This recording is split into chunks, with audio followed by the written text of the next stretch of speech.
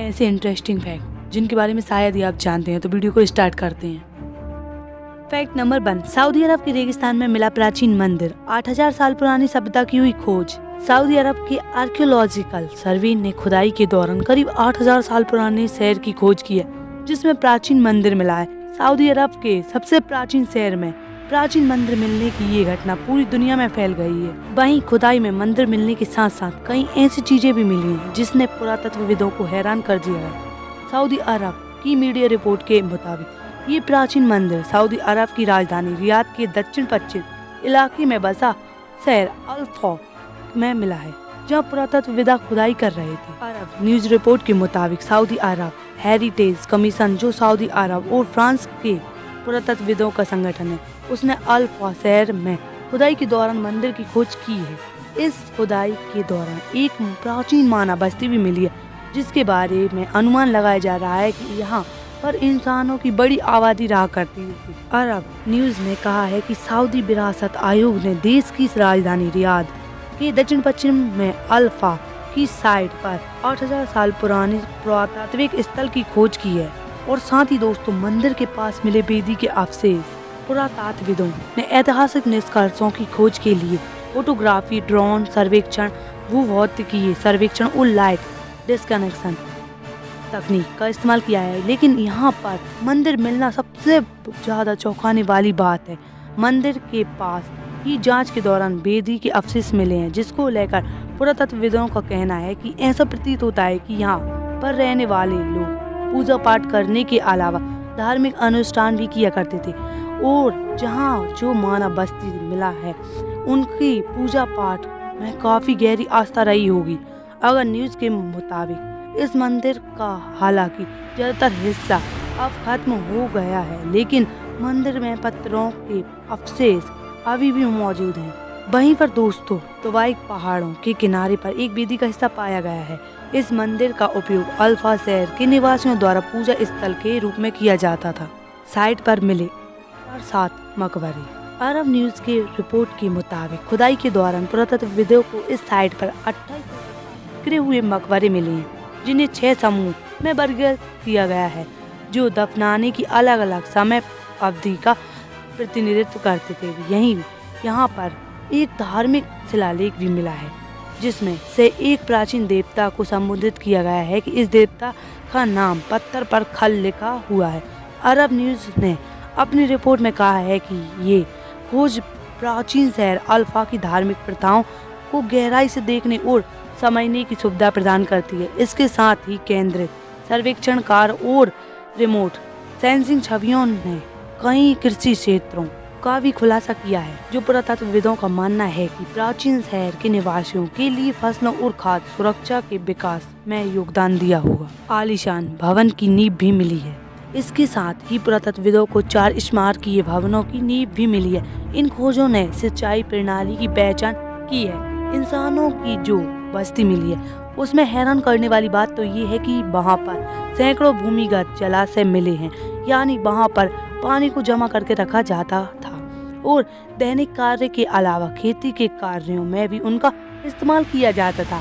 तुवाइक पर्वत के किनारे पर जो चट्टानों पर कई तस्वीरें भी बनाई हुई हैं, जो उस वक्त की स्थिति और लड़ाइयों के साथ साथ दैनिक गतिविधियों के बारे में जानकारी दे रही हैं। आवासीय क्षेत्र और बाजार भी मिला है। अरब न्यूज रिपोर्ट के मुताबिक इस जगह पर खुदाई के दौरान आवासीय क्षेत्र, बाजार, मंदिर और मकबरे मिले हैं, जिन्हें प्रकाशित किए गए 7 अलग अलग खंडों में बनाया गया है।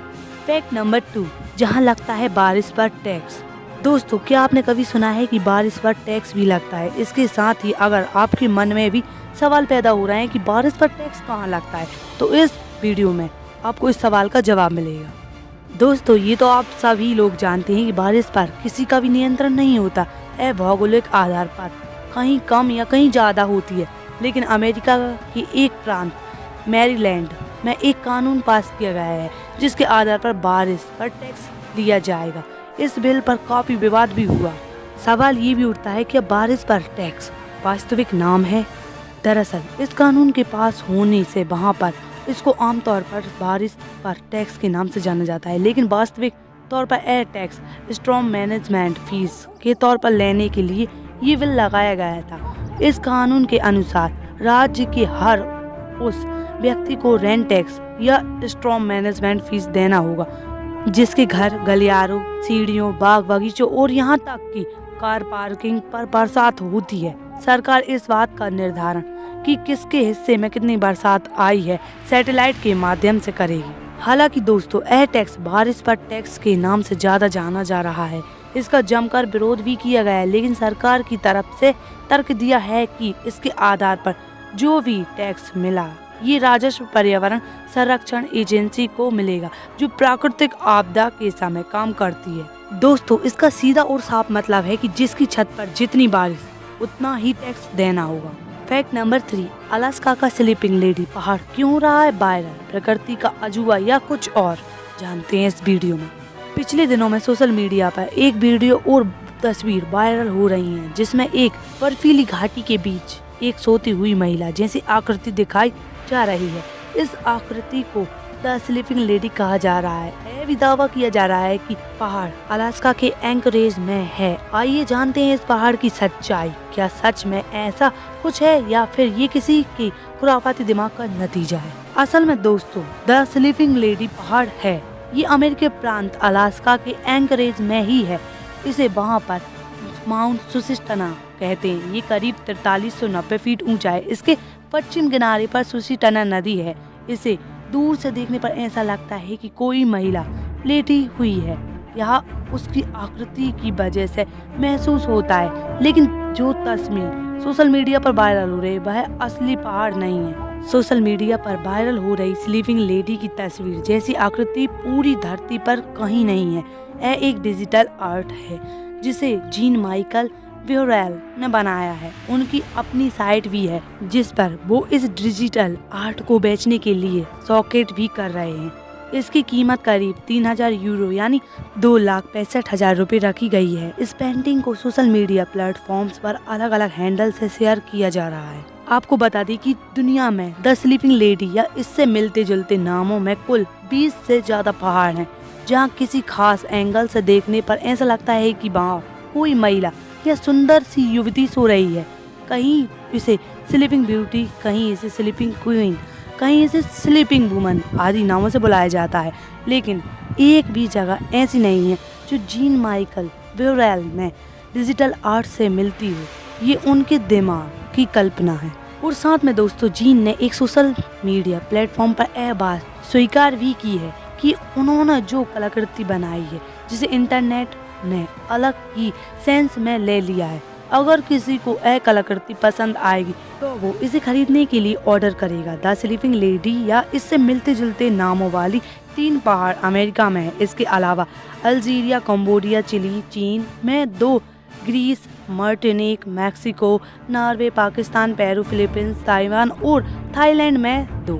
इसके अलावा दुनिया में ब्रेस्ट थेफ्ट पहाड़ियाँ, मृत महिला नाम से भी पहाड़ और पहाड़ियाँ हैं, लेकिन इन्हें लेकर इस तरह की कोई कलाकृति नहीं बनाई गई है।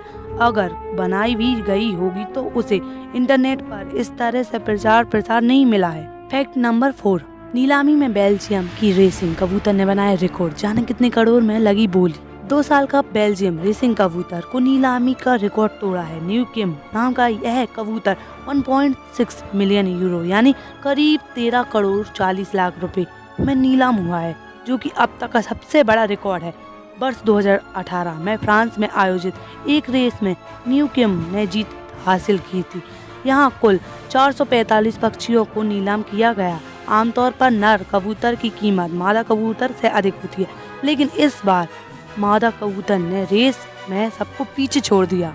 न्यू किम नामक इस रेसिंग कबूतर ने पिछले साल हुए नर कबूतर आर्मांडो की नीलामी में लगी 11 करोड़ रुपए की बोली का रिकॉर्ड ध्वस्त कर दिया है। आर्मांडो को कबूतरों की रेस का लुइस हैमिल्टन माना जाता था। नीलामी के दौरान सुपर डुपर और हिटमैन नाम से मशहूर 2 चीनी खरीदारों ने जोरदार बोली लगाई है, जो 13 करोड़ 40 लाख रुपए पर जाकर खत्म हुई है। दरअसल चीन में कबूतरों की रेसिंग को लेकर काफी क्रेज है। यह खेल यहाँ हजारों साल पहले शुरू की गई थी। मिंग राजवंश के शासनकाल के दौरान 1668 से लेकर 1644 तक कबूतरों की दौड़ अपने शवाब पर थी। उस दौरान भी कबूतरों को यूरोप से लाया जाता था। नीलामी में कुल 445 पक्षियों को नीलाम किया गया। पीबा के फाउंडर और सीईओ निकोलस ने यह कहा कि यह रिकॉर्ड कीमतें अविश्वसनीय है क्योंकि यह मादा है और आर्मांडो नर कबूतर है। आमतौर पर नर की कीमत मादा से अधिक होती है क्योंकि यह कबूतरों को पैदा कर सकता है। निकोलस ने कहा न्यू किम केवल 2 साल की है और केवल 2018 में रेस में शामिल हुई थी। इस रेस में उसे बेल्जियम के बेस्ट यंग बर्ड का टाइटल भी मिला था। कबूतरों में 10 साल तक प्रजनन की क्षमता होती है और इसलिए न्यू किम के पास काफी समय है। और दोस्तों, इसके लिए नीलामी की शुरुआत 200 यूरो से शुरू हुई थी और इसके 90 मिनट बाद ही दक्षिण अफ्रीकी समूह की ओर से इसके लिए लगाई गई बोली बढ़कर 1.31 मिलियन यूरो तक पहुंच गई। उम्मीद है दोस्तों आपको ऐसे इंटरेस्टिंग फैक्ट बहुत ही अच्छे लगे होंगे, तो वीडियो को लाइक करें, चैनल को सब्सक्राइब करें। Thanks for watching, thank you. और कमेंट बताएं आपको सबसे अच्छा फैक्ट कौन सा लगा, कितने फैक्ट को आप जानते हैं। Thank you guys, thanks for watching.